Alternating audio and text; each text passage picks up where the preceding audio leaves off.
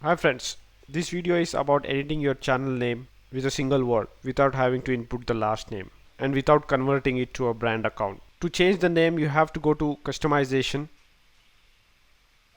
and basic info. Here you get the pen tool.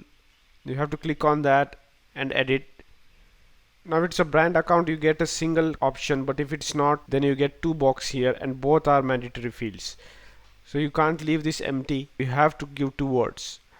You can give a single dot, but still if you don't want that dot either, then there is a workaround. You don't have to convert this into brand account, but that's one option.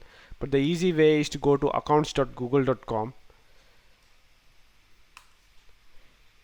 and go to personal info here, go to name,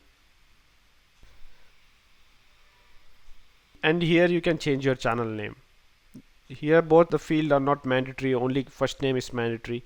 You can just give one word and leave the last name empty. Once you click on save, the channel name will be updated to single word on your YouTube as well.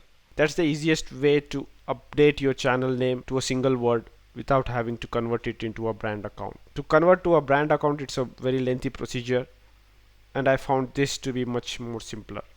Don't forget to like, share and subscribe. See you in another video soon. Have a nice time. Bye.